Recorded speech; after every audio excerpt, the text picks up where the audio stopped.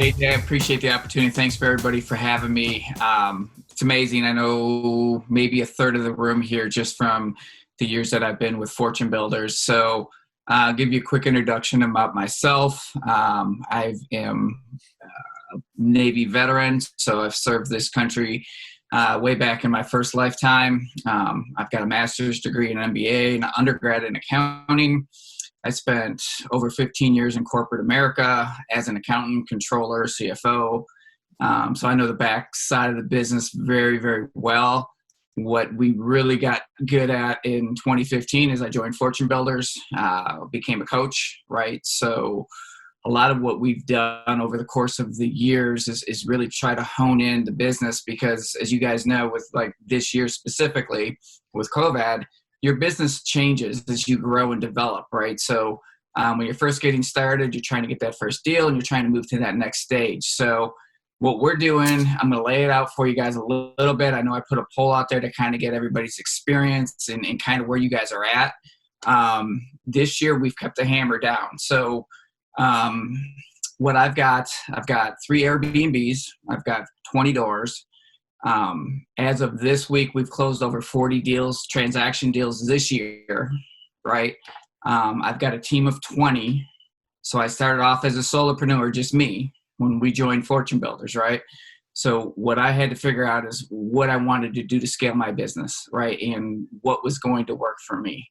So it was a lot of soul searching and where I wanted to go and how I wanted to do it. But I know by leveraging resources and relationships like this group here, it put my business on steroids. So a lot of people have pulled back this year specifically, but I'll net 6 figures in my building business, my flipping business, and my wholesaling business, right? So what I did is I made a tough decision mid-year last year to step away from coaching to really focus in on wholesaling specifically. And we've got over 40 transactions in wholesaling already this year.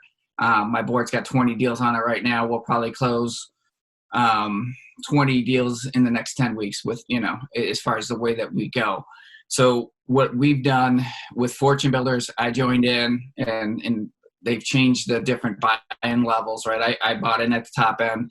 I went inner circle. So I had a business coach when that was available. And I networked. So if you guys look back in the old Fortune Builder posts, until first quarter of this year,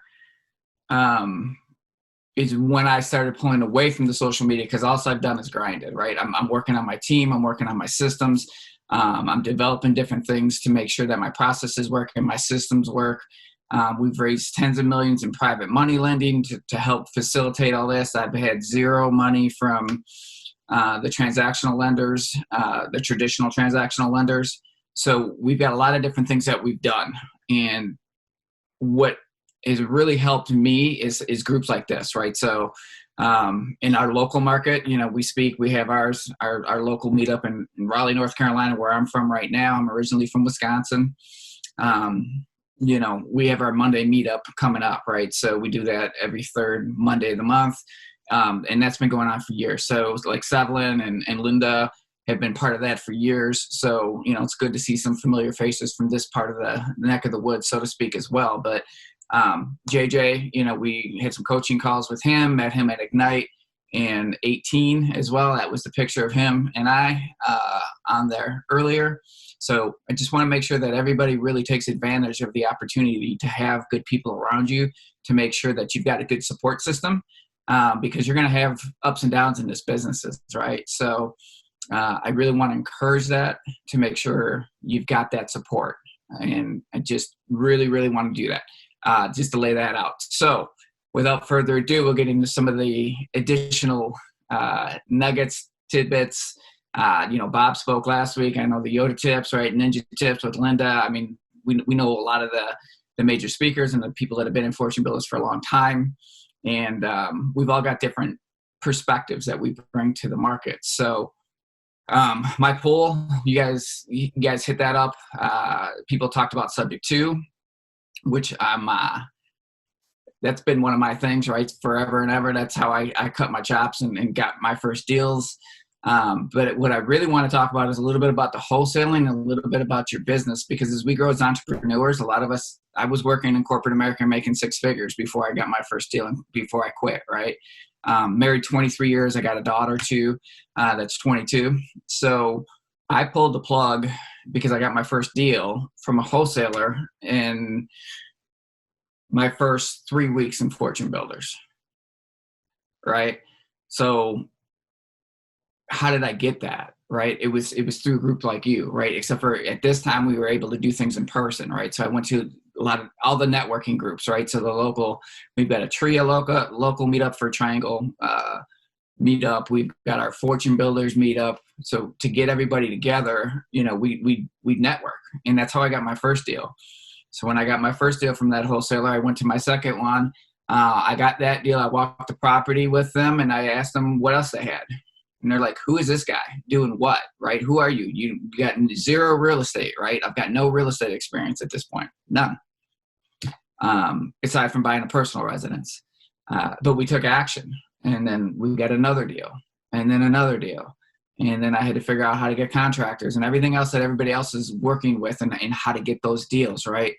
So right now we're driving in, I make 5 offers a day on 50 leads a day, right? It's a numbers game. So everything that we make offers on, I've gotten 2 deals in 5+ years on the MLS. So my market isn't really conducive to pushing MLS for us. I know some people who have done okay with them, but all our stuff is off market, right? So how do we find off market deals, right? So Fortune Builders talk to you a lot about different ways on how to go get them. But there's so many different ways, right? So you can purchase a list, right? So right now I purchase 100,000 addresses every single month, right? This is so just to lay this groundwork. I'm going to talk about the wholesaling piece of this on what we do. So we buy 100,000 lists, addresses every month, and then I skip trace them. And then I've got 20 cold callers that I've got to manage, right? So then they make all the phone calls. And then I've got 3 acquisition team members that do nothing but work those leads. And we get over 30 every day. We virtual wholesale everything, whether it's in Raleigh, Durham, Charlotte, Wilmington, Asheville, anywhere in North Carolina. And oh, by the way, if I'm checking my phone right now, I got leads coming in from my pay-per-click in Tennessee that we just moved into, right? We're not in those markets, but we're able to get in front of the people to get the contracts to walk them. So my investment on my properties, I spend $100 on EMD money. And then the thing that we do that gets us what I think a competitive edge is I spend about $400 to go get a tape and a measure, and they do a Matterport. So those of you who may not know what Matterport is, it's a virtual walkthrough, right? So I don't have to be there. Once I get the Matterport, it's like I'm there anyway. So we sync all that together. So it costs me $500 to get into a deal, right? So from a cost perspective, for what we do, that's pretty efficient spend on that piece, right? Now, does it cost us marketing money? Yes. Does it cost me the overhead? Yes. But guess what? I did all this first before we built the team. I sat in every single seat. And this is where I decided to step away from the Fortune Builders coaching, right? Because I wanted to sit in the seat. I wanted to be the person on the phone getting told no 25 times, 30 times, 50 times a day, right? A day. Because our requirement for our cold callers on our acquisitions team is they've got to touch 40 people a day, right? That's part of their criteria. So you're getting told 36 times to go click, right? And then you guys can ad lib from there, right? So most of the time you're getting told no. And then the other 4 times you got a warm one and maybe, and then how do you follow up to keep in front of them? This year we've only closed 2 deals on the first phone call. So let that set in. We've only closed 2 of our deals on the wholesaling side on the first call, which means the devil in the detail is follow up, and then after that, follow up some more, right?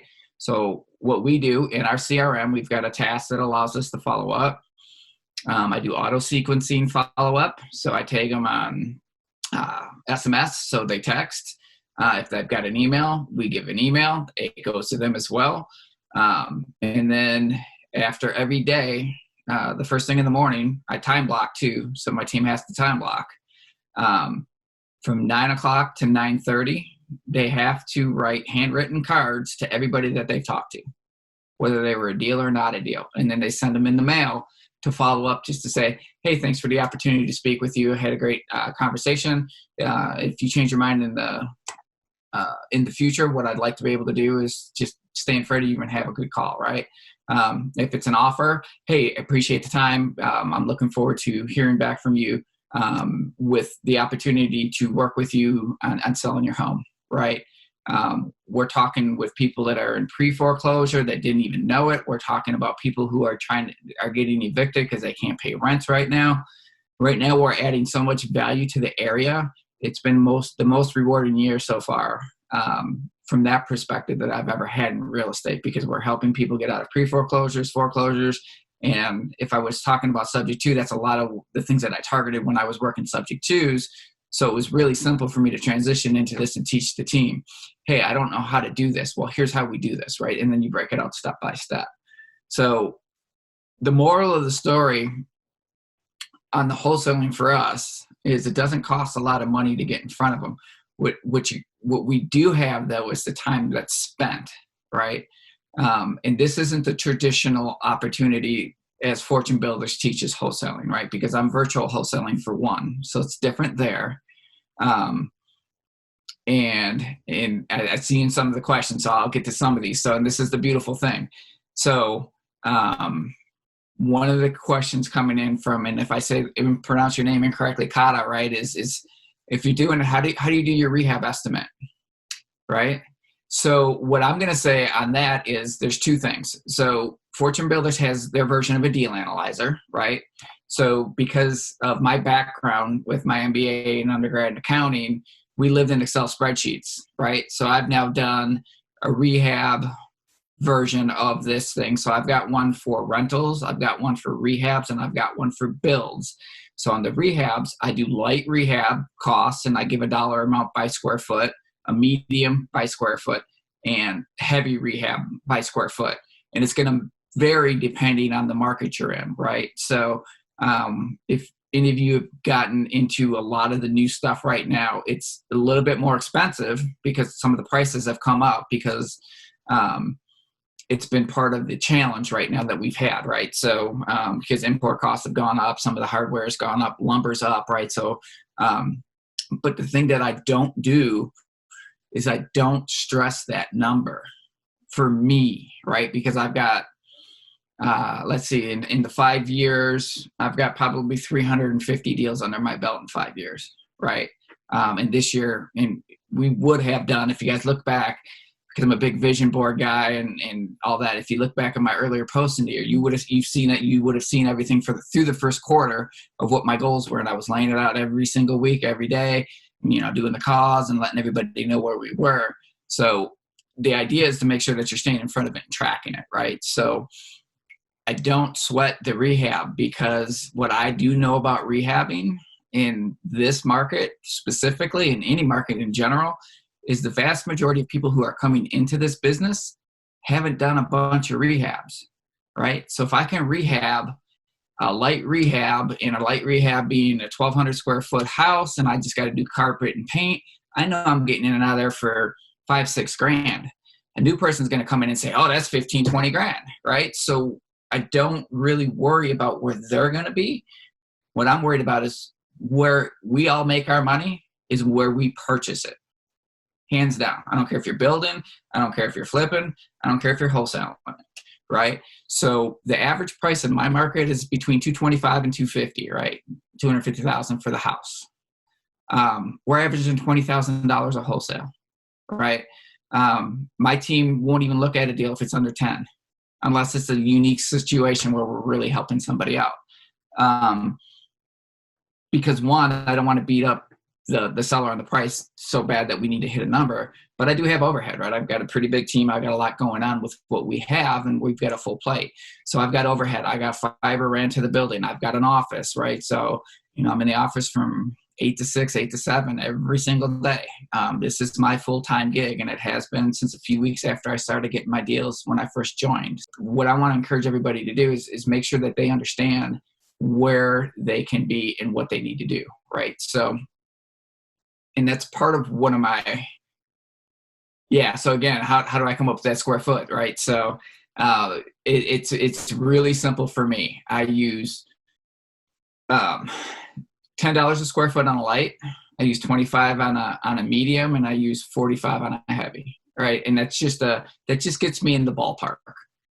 Because I don't need to have it dialed down, because I know the person that's going to either be purchasing the deal from us may or may not have good experience, right? So a lot of times it's just like when we're working with the sellers are like, well, that house over here sold for $250,000, and they've got new builds that are $450 right around the corner, and I want $250, and they haven't updated their house since 1980, right? So then we'll educate them on how we get to our numbers so we can actually close them, right? Because the hardest thing for anybody to do is to close, and you've got to build the rapport and the trust, top of mind of awareness. That's why I want to stay in front of them with my auto sequencing.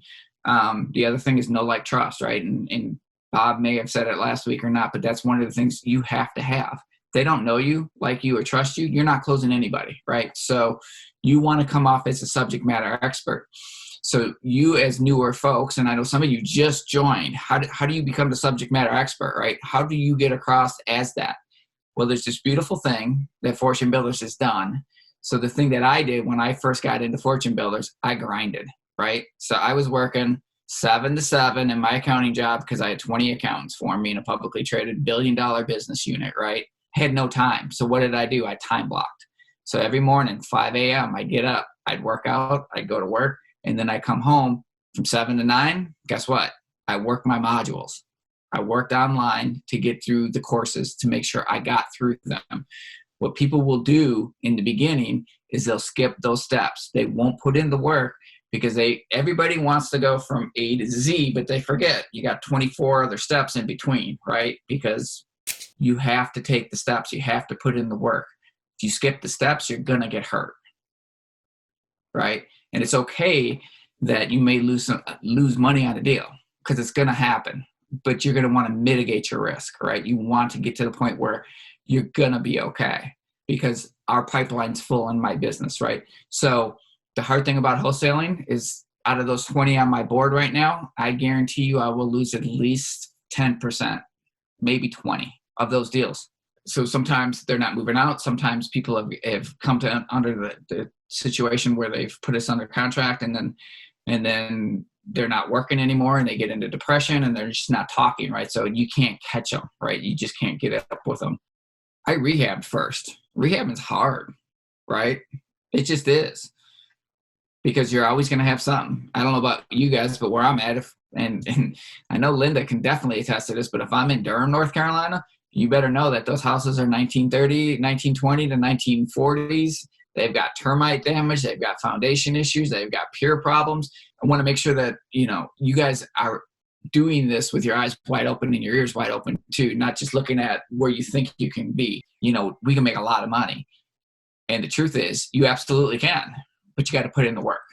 What they're not doing is they're editing everything out that goes into, making the sausage, so to speak, as they talk about in Congress, right? You don't see all that hard work and the headaches and how you had to switch here, and a vendor walked off, or a contractor walked off, or somebody forgot to pull a permit, or there's a clouded title, or there's something else going on with your different things that you don't see. I'd rather do a new build right now. Why? Because I can control that. Right? I know exactly what I'm going to do. And we bulldoze a house and we'll build it from the ground up. I'd rather do that than a rehab right now, unless it's carpet and paint. So what I would call a hotel now. And right now, that's what we're doing. We're pulling some of our deals off of our wholesaling board at times now, if they're light, carpet, paint, 15 grand and under, because we're going to double our profit on our wholesaling, right? So instead of making 15 to 20, we'll make 40, 45. And that becomes a numbers game. But the nice thing is I've got a team, right? So I rely on the team for everything, and we train.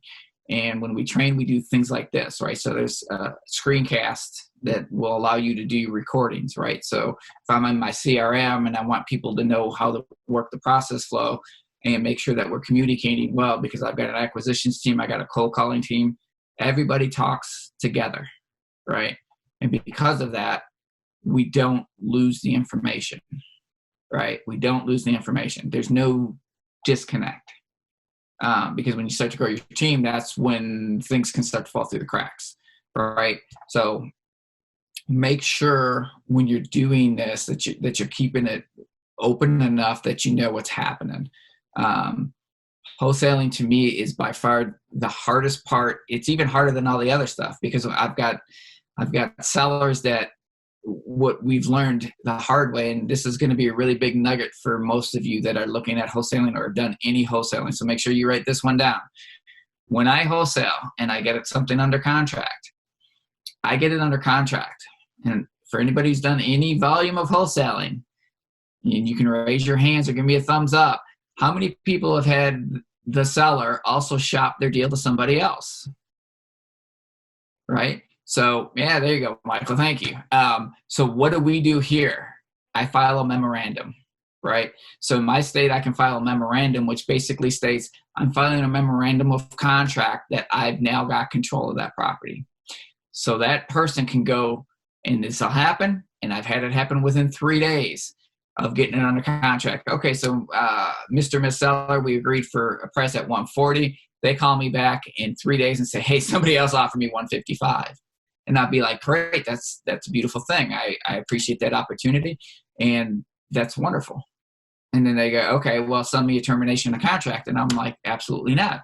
But I'd be glad to speak to your new buyer, because what I've got is a memorandum of contract. It's good because we're actually under contract. You signed it. You knew it. When we did it, it's notarized. It's filed with the city or the county.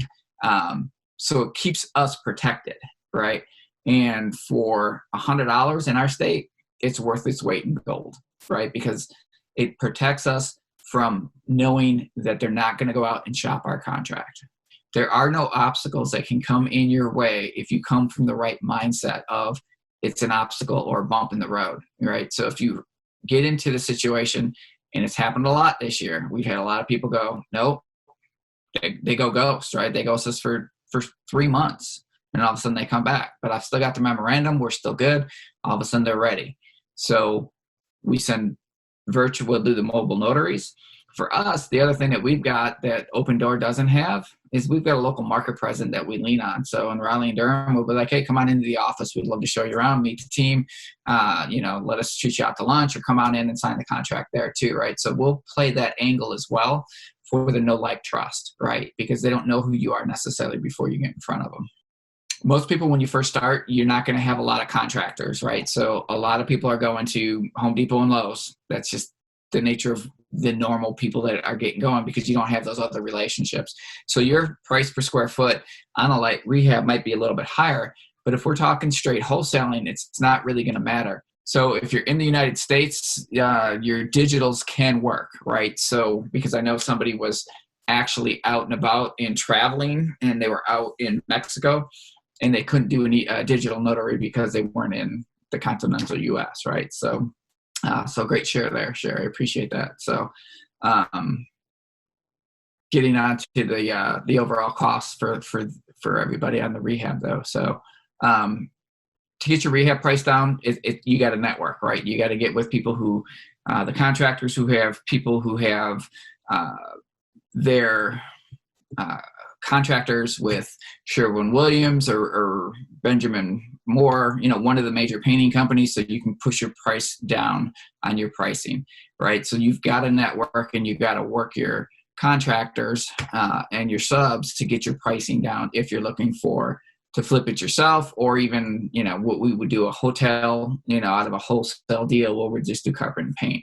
So you're going to want to make sure that you're working with those people. And again, I know a lot of people are on the West Coast, and, I know you guys can't even buy a house for $200, $250 that wouldn't be condemned, right? So your average price is, 2.5 times that, right? Because I lived in Cali for a quick minute when my wife was getting out of the Navy. So we were in Ridgecrest, so just outside Big Bear. I love San Diego. I wanted to move there, but at that point I was not prepared, right? I just didn't have the funds. So we ended up back in Raleigh. So that's how we got to Raleigh versus staying there. So we know that the pricing is going to be a little bit tougher for everybody. So typically what you'll do is you'll add, depending on the market. So for Cali market, if I was going to go into Cali right now and say, hey, I want to go into greater Los Angeles area and I want to wholesale, I could do that today, right? But I'd probably do about 1.75 to 2 times my normal rehab cost that I would have here. That would be the number that I would have in my head to go ahead and move. So the memorandum is filed, it clouds the title. Exactly, Sherry. So what that does is it secures your position. It says you are under contract. So most people that are getting into real estate, we only know one way, right? We've purchased a house from a realtor on the MLS. When they give you that offer to purchase contract, that's a binding contract, right? But typically they're not going to file it, but they've got it sitting in there where they'll go into a situation where if they try to sell the house out for you, they're going to hold you to the contract, right? So the memorandum basically clouds the title. It says there's an existing contract for a purchase on the particular property. We send our purchase agreement, which is 2 pages, not like our MLS page here is like 26 pages. Our attorneys drew it up. It's 2 pages here. And then we just send that to the attorney that files the memo for us. And we have multiple attorneys in multiple areas because now we're in different areas. So Charlotte and Raleigh, we've got our own individual ones at this point because those are the 2 main markets that we're getting, or they're close enough for the other ones. So the memorandum clouds the title because it's filed with the courts. So I hope that answers that question.